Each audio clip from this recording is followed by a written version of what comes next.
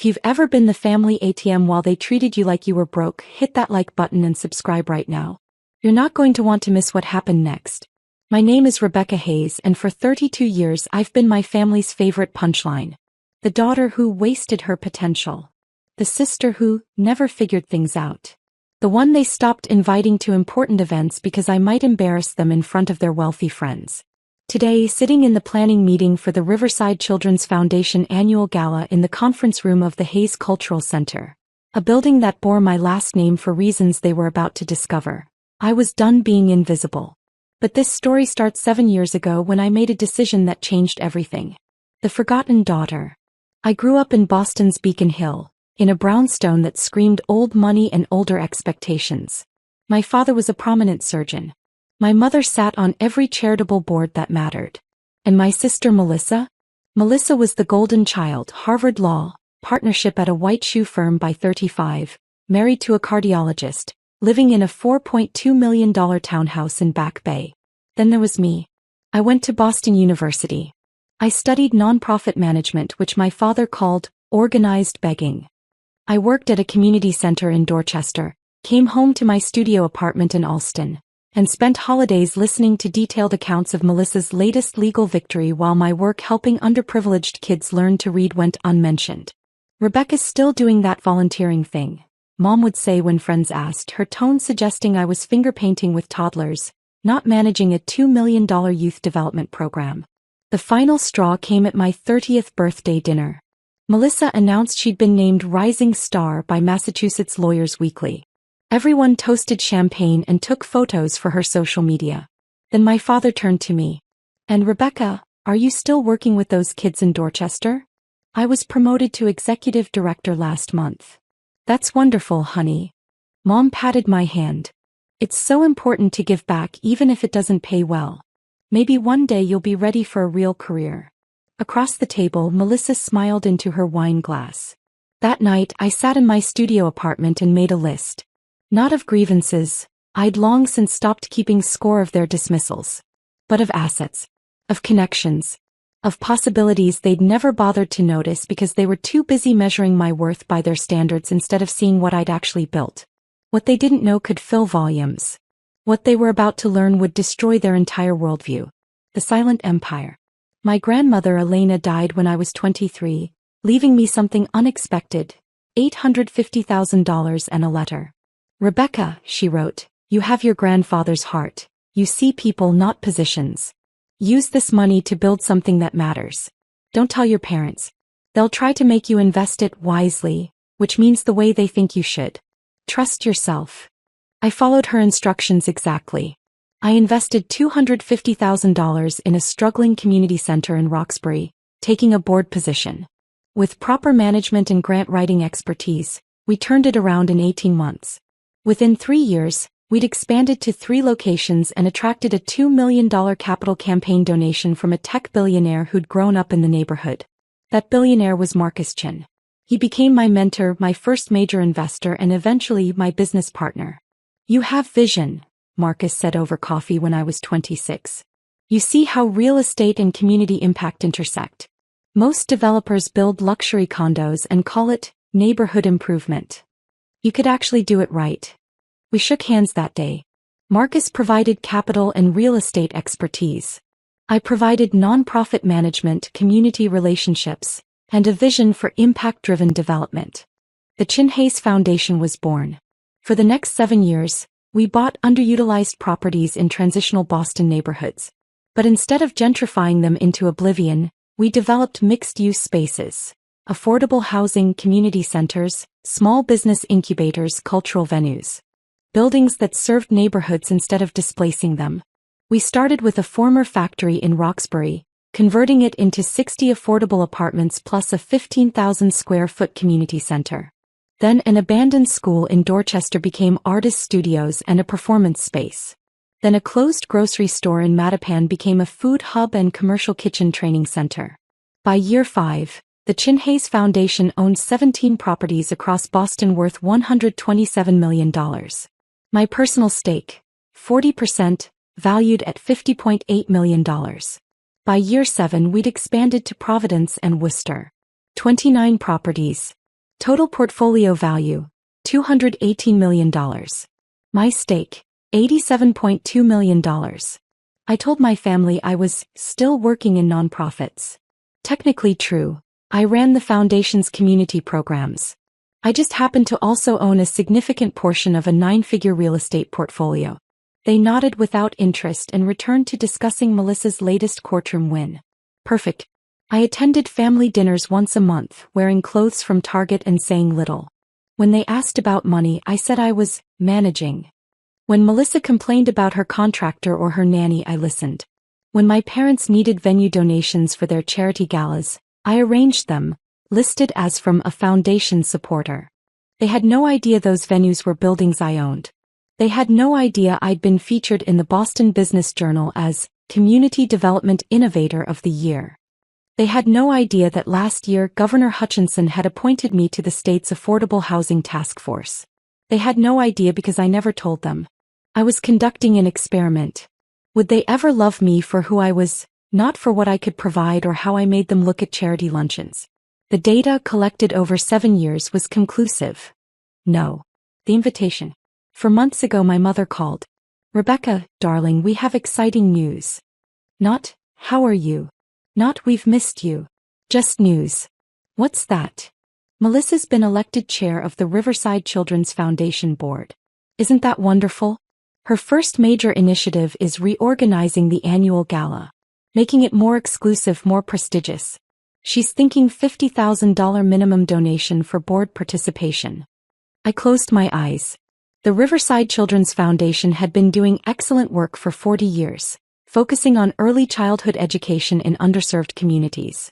Now Melissa was turning it into a social climbing opportunity. That's quite a change, I said carefully. Well, Melissa says if we want to attract serious money, we need to signal that this is for serious people. Speaking of which, she's looking for venue donations. Do you think that foundation you work with could help? We need something impressive. Maybe 15,000 square feet? Melissa's thinking the Hayes Cultural Center would be perfect. The Hayes Cultural Center. The crown jewel of the Chin Hayes Foundation portfolio. The $12 million renovation of a historic bank building in the South End that I'd spent 3 years developing. The 25,000 square foot space featuring a ballroom, rooftop terrace, commercial kitchen and gallery, all designed to be rented for events, with 100% of proceeds supporting our community programs. The building with my name prominently displayed on the cornerstone, the donor wall and every piece of official documentation. I've heard of it, I said. It's supposed to be spectacular. Melissa saw it at some legal event and absolutely fell in love. Anyway, the planning meeting is next Tuesday at 10 a.m. You're welcome to attend as a volunteer if you'd like. We could use help with catering, coordination, or decorating. Simple tasks, things that match your skill set. Simple tasks. Things that match my skill set. I'll be there, I said. Wonderful. Oh, and Rebecca? Maybe dress professionally? Melissa's inviting some important board members and we want to make a good impression. I hung up and stared at my office window. The office overlooking the Boston Common. The office where Marcus and I had just finalized a $40 million acquisition in Cambridge. Then I called David Martinez, the foundation's operations director. David, the Riverside Children's Foundation meeting next week? I need you to do something for me. The planning meeting. Drop a comment and let me know where you're watching from tonight. I arrived at the Hayes Cultural Center at 9:45 a.m. on Tuesday, entering through the staff entrance as I always did. The building gleamed, exposed brick walls I'd personally selected, industrial lighting I'd sourced from an architectural salvage warehouse, hardwood floors we'd restored to their 1920s glory. Every detail represented 3 years of obsessive work. And my family had no idea. David met me in my private office on the 3rd floor. They're setting up in the main conference room. Your mother, Melissa, and 8 board members. Perfect. And the presentation materials. Ready when you are. Good. I'll observe for a while first. I positioned myself in the catering prep area adjacent to the conference room, reviewing menus on my laptop while the meeting began. Through the open door I could hear everything. Melissa's voice carried with courtroom authority. Thank you all for coming. As your new board chair, I want to elevate this foundation to where it belongs. Among Boston's premier philanthropic organizations. That starts with our annual gala. Murmurs of approval. This year we're implementing a $50,000 minimum for primary sponsors and board participation. We're moving away from the previous model of accepting smaller donations. If we want to run with serious money, we need to be serious ourselves. My mother's voice joined in. Melissa's absolutely right. We've been too inclusive, frankly. Quality over quantity. I kept typing, my face expressionless. One board member, Patricia Morrison, who'd been with the foundation for 20 years, spoke up hesitantly. But our mission is serving underprivileged children. Won't this exclude community members who want to participate but can't afford $50,000? Patricia, Melissa said with strained patience, we're not running a bake sale. We're building an institution. People who can't write significant checks can volunteer at our programs. The gala is for donors who move the needle. But last year we had wonderful participation from local businesses, teachers, community leaders. And raised $400,000, Melissa interrupted. This year with our new model we'll raise $2 million. That's progress. More murmurs, these more uncertain. My mother stepped in. Now let's discuss the venue. We've been incredibly fortunate to secure the Hayes Cultural Center for October 12th. It's a stunning space, absolutely perfect for the image we're projecting. I looked up from my laptop. October 12th. They'd booked my building without asking me. David caught my eye from across the room. I shook my head slightly. Not yet. The Hayes Center normally charges $25,000 for full-day rentals, Mom continued, but Melissa negotiated it down to a donation in kind. The foundation that owns it was happy to support our cause. I hadn't approved any such arrangement. But I knew exactly what had happened. Melissa had contacted our events coordinator, used her lawyer charm and our family name, and assumed approval without going through proper channels. Now, Melissa said, let's discuss the invitation list. We're keeping this exclusive. Only confirmed $50,000 plus donors. No guests who might dilute the prestige factor. Patricia spoke again. Melissa, I have to ask, does this include the foundation's staff? The program directors who actually work with the children? Staff can volunteer at the event, Melissa said dismissively. But no, they won't be guests. This is for donors. What about Rebecca? Patricia asked suddenly. Your sister works in community development. Won't she attend? The room went silent. Then Melissa laughed. Rebecca? God no. She's sweet, but she's not exactly in this league. She makes maybe $45,000 a year working at some nonprofit. She couldn't afford a $50,000 donation if she saved for 10 years. Melissa, Mom said, though her tone was gentle, indulgent, that's unkind. But true. Look, I love my sister, but let's be realistic. This gala is for serious donors only. Not people who can't write $50,000 checks. Rebecca can help with setup if she wants. She's good at that kind of thing. Organizing, decorating, simple tasks. My hands stilled on the keyboard. Actually, Patricia said carefully, I've heard Rebecca does impressive work in community development. Didn't she win some kind of award? She got written up in some local newsletter. Melissa waved dismissively. Community organizing stuff. It's fine for what it is, but it's not exactly building wealth or influence. She's found her level and that's okay. Not everyone can be successful in traditional terms. Hit that subscribe button if you've ever been underestimated by your own family, because what happened next changed everything. I closed my laptop, stood up and walked toward the conference room. David saw me coming and moved to intercept, but I shook my head. He stepped aside, though I saw him pull out his phone. I appeared in the conference room doorway. Rebecca. Mom's face lit up with surprised delight. Darling, what are you doing here? Reviewing the catering arrangements, I said calmly. I wanted to make sure everything was perfect for your event. Melissa's smile was patronizing. That's so sweet of you. See everyone? This is what I mean. Rebecca's great at the behind-the-scenes stuff. Supporting roles. I walked to the empty seat at the foot of the conference table and sat down. Actually, I'm here because this is a planning meeting for an event at my building. I like to personally oversee high-profile bookings. Confused silence. Your building. Melissa's smile didn't waver. Rebecca, this is the Hayes Cultural Center. It's owned by some big foundation. You probably just work in their catering department or something. The Chin Hayes Foundation, I said.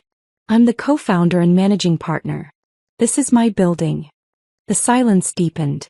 Mom laughed uncertainly. Honey, that's not funny. This is a serious meeting. I'm aware. Which is why I'm confused about how you booked this venue without going through proper approval channels. Melissa's smile finally cracked. This is ridiculous. Someone tell her.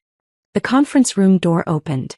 David Martinez entered, followed by Marcus Chin and Eleanor Rodriguez, our foundation's legal counsel. Good morning, Marcus said pleasantly. I'm Marcus Chin, co-founder and principal investor of the Chin Hayes Foundation. This is Eleanor Rodriguez, our general counsel, and David Martinez, our operations director. We understand there's been some confusion about venue booking protocols. Patricia Morrison's eyes widened. Marcus Chin? The Marcus Chin? The tech entrepreneur. That's me, Marcus smiled. Though these days I mostly focus on impact-driven real estate development. Alongside my partner Rebecca, of course. We've built quite a portfolio over the past 7 years. Melissa's face had gone pale. This is insane. Rebecca, what kind of prank? Eleanor opened her briefcase and removed a leather folder. Ms. Hayes, the younger Ms. Hayes, I have here the founding documents of the Chin Hayes Foundation, the property deed for this building and current portfolio documentation. Perhaps these will clarify the situation. She slid the documents across the table. The first page showed the foundation's incorporation papers from 7 years ago. Founders, Marcus Chin and Rebecca Elizabeth Hayes. Rebecca's signature. My signature. Clear as day. The second document was the deed for the Hayes Cultural Center. Purchased 4 years ago for $8.2 million. Renovated for an additional $3.8 million. Current assessed value $12 million. Owned by the Chin Hayes Foundation. The third document was our complete portfolio statement, prepared by Deloitte. 29 properties across 3 cities. Total value, $218 million. Ownership structure.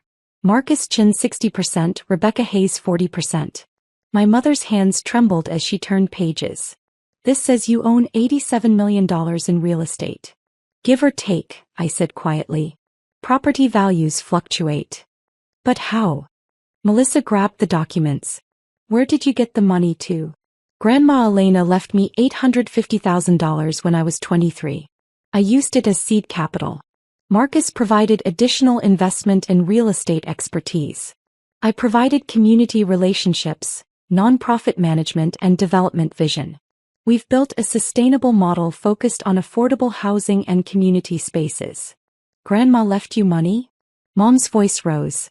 She never mentioned. She left me a letter too, I said. Told me not to tell you. Said you'd try to control how I invested it. She was right.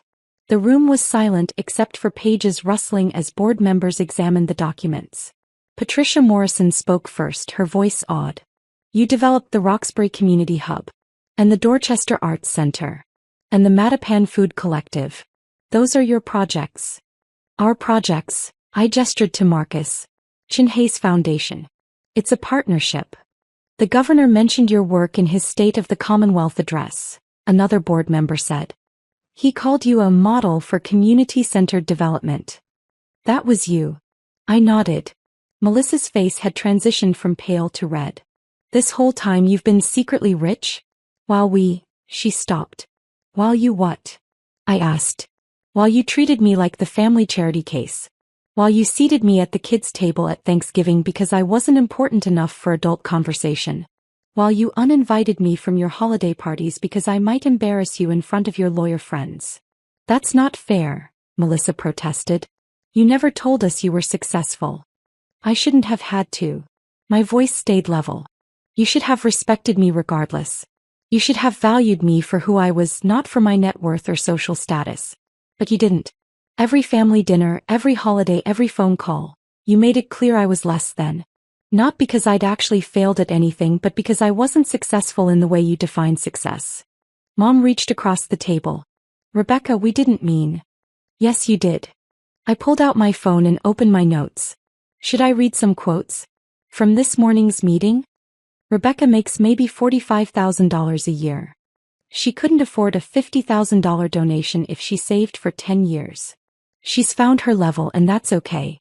Not everyone can be successful in traditional terms. Melissa's face crumbled. I didn't know. That's the problem, I said quietly. You didn't know because you never asked. You never cared enough to learn what I actually did. You assumed, and your assumptions reflected how little you thought of me. Eleanor cleared her throat. Ms. Hayes, the elder Ms. Hayes, regarding the venue booking. Our records show your daughter contacted our events coordinator 3 weeks ago, identified herself as a Hayes family member, and verbally confirmed a donation-in-kind booking without going through our standard approval process. Our coordinator, not realizing the family connection to ownership, processed this as approved. However, no such approval was actually granted. So what does that mean? Mom asked weakly. It means, Marcus said, that you don't actually have the venue booked for October 12th. Not unless you go through proper channels and pay our standard rates. Melissa found her voice. But we've already sent save the dates. We've promoted the venue. We can't change locations now. Then I suggest, I said, you go through proper channels. Fill out the booking request.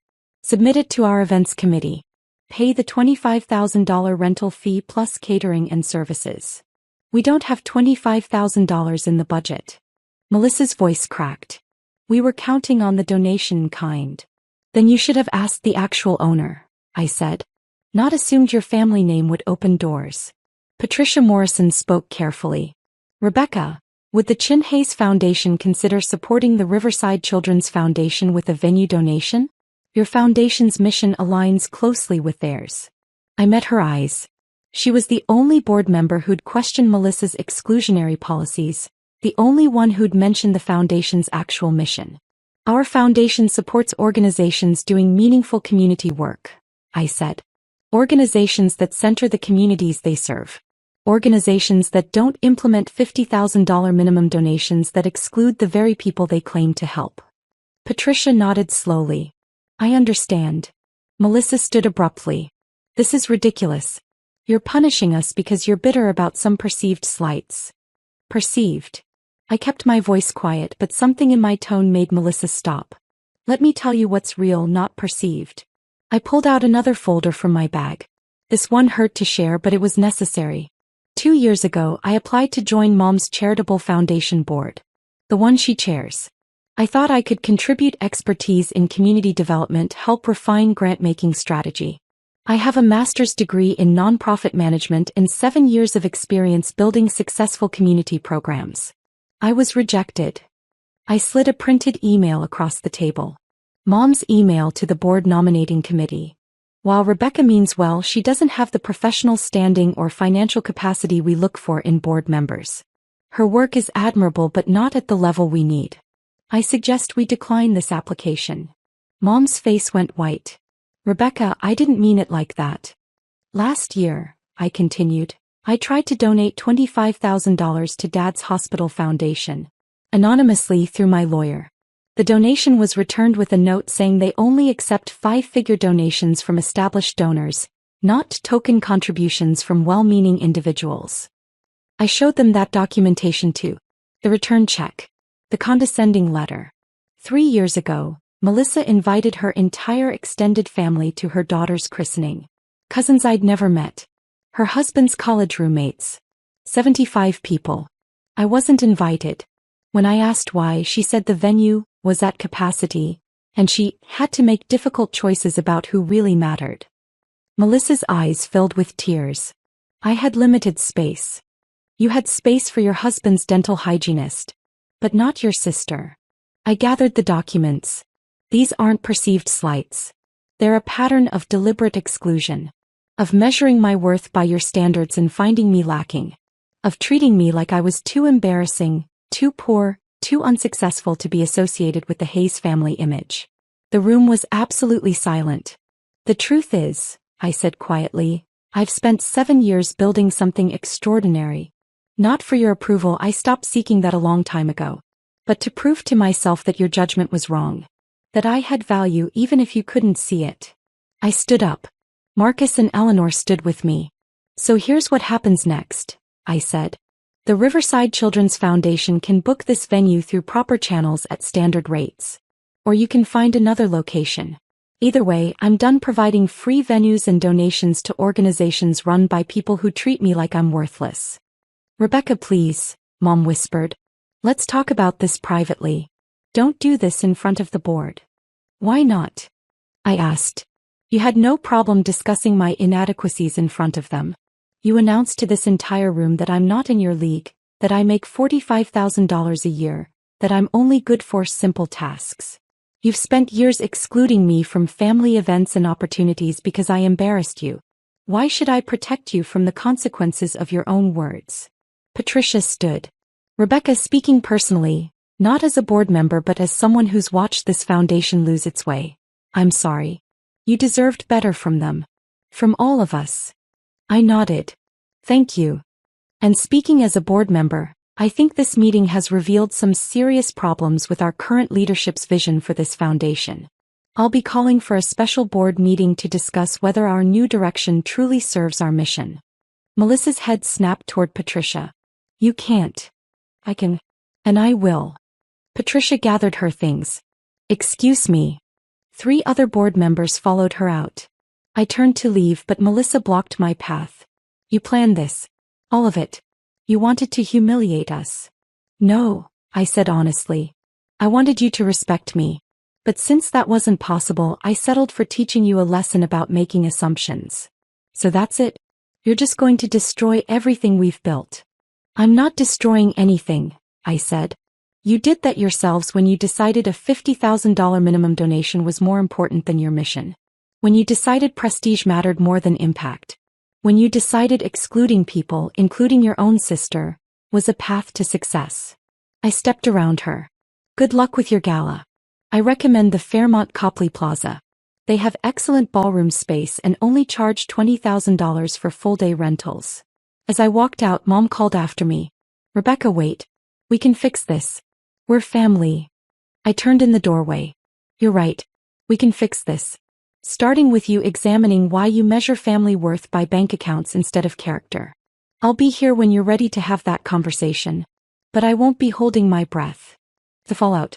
Within 48 hours, Patricia Morrison and 4 other board members resigned from the Riverside Children's Foundation, citing fundamental disagreement with current leadership direction.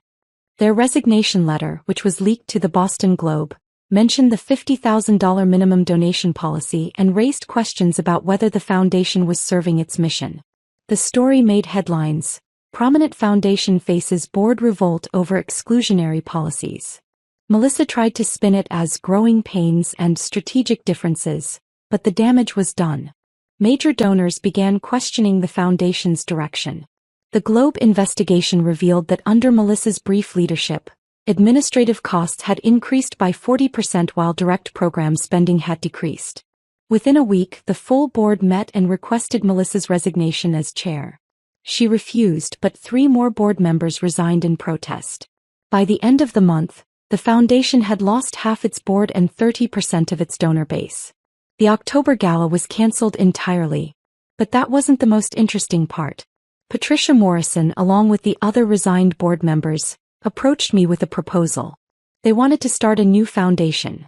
One genuinely focused on community-centered philanthropy, one that valued impact over prestige, one that included community voices in leadership. Would the Chin Hayes Foundation consider partnering with them? Marcus and I discussed it for exactly 10 minutes before agreeing. The Boston Community Impact Collaborative launched 3 months later, with Patricia as executive director and me as board chair. The Chin Hayes Foundation provided $5 million in seed funding and offered our community centers as program spaces. Within 6 months, we'd raised an additional $8 million and launched 4 new programs focused on early childhood education, youth development and family support services. Everything the Riverside Foundation claimed to do but actually doing it. 3 months later, I'm sitting in my office at the Hayes Cultural Center, reviewing grant proposals for the Impact Collaborative. We've received 127 applications for our first funding cycle. The work is extraordinary, grassroots organizations doing transformative work in their communities with minimal resources. This is what philanthropy should look like.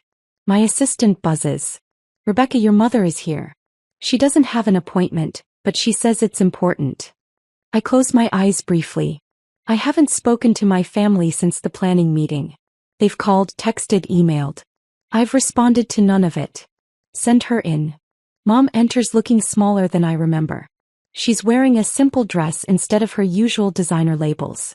No jewelry except her wedding ring. Rebecca. Her voice cracks. Thank you for seeing me. I gesture to a chair. What can I do for you? I came to apologize. Properly. Not with excuses or explanations. Just, I'm sorry. I wait. Your father and I have been doing a lot of thinking since that meeting. Since the Globe article. Since watching Melissa lose her board position and the foundation fall apart. She takes a shaky breath. We've been asking ourselves how we got here.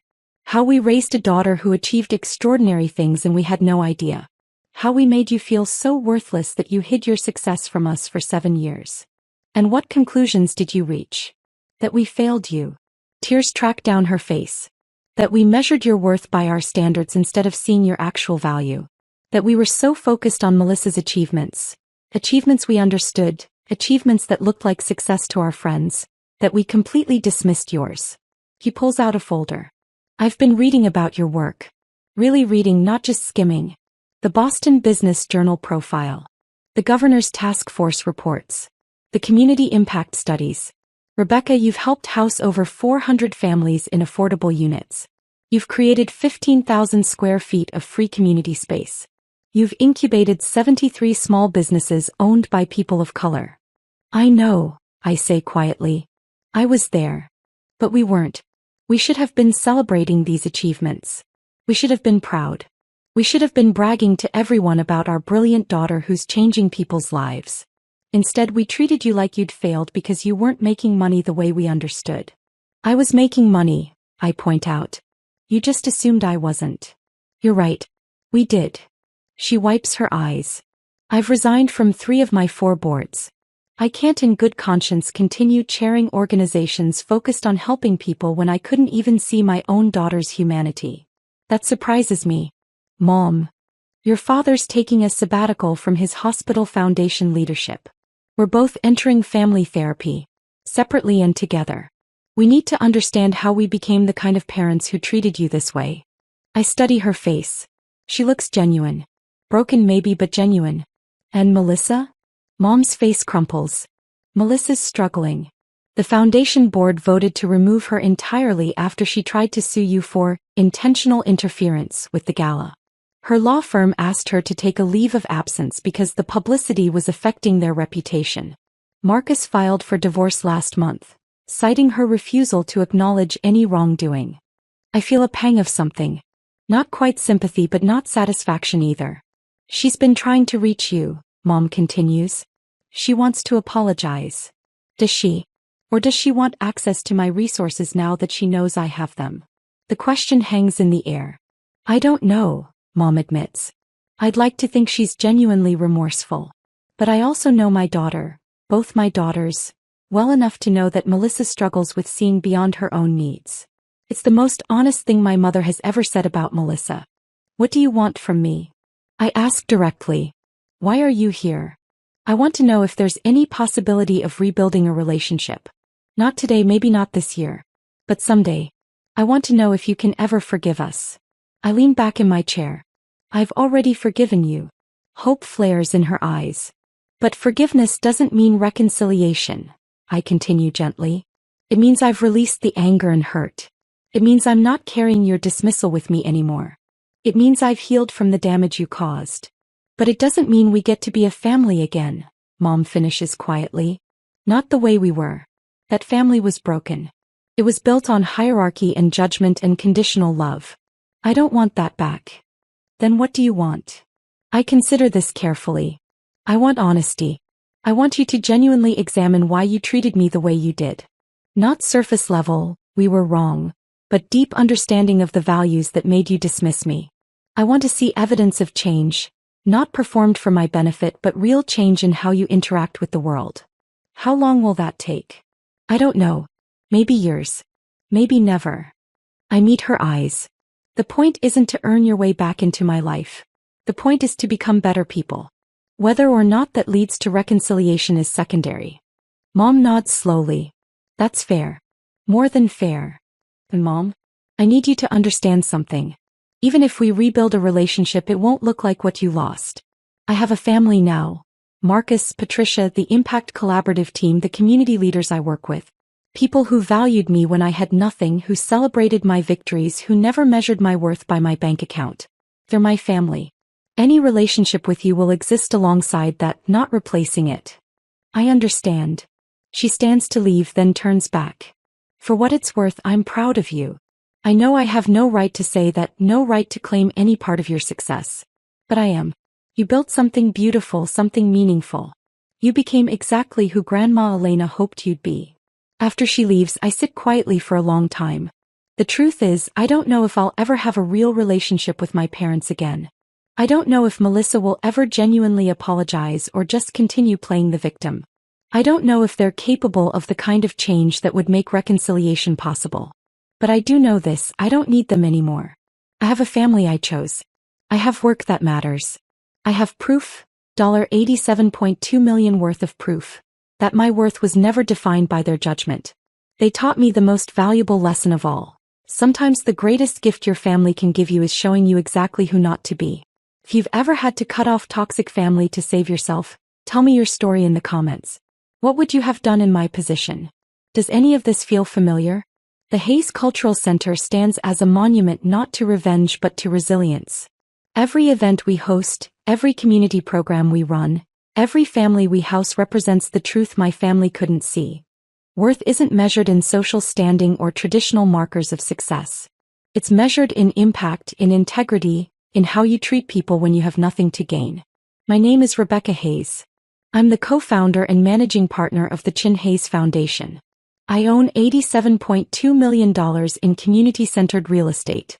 I chair the Boston Community Impact Collaborative. I serve on the Governor's Affordable Housing Task Force. And I did it all while my family thought I was a failure. Sometimes the people who dismiss you give you the greatest gift of all. The freedom to build something they can't control, can't diminish, and can't take credit for. My family spent 32 years telling me I wasn't enough. I spent 7 years proving them wrong. Now I get to spend the rest of my life proving them irrelevant. Blood doesn't make you family. Respect does. Love does. Showing up consistently, celebrating victories, creating space for growth. That makes family. The haze on the building isn't for them. It's for Grandma Elena, who saw me first. It's for every kid who grows up feeling like they're not enough. It's for everyone who's been dismissed by people who should have celebrated them. It's a reminder that you don't need their approval to build something extraordinary. You just need to believe you're worth it.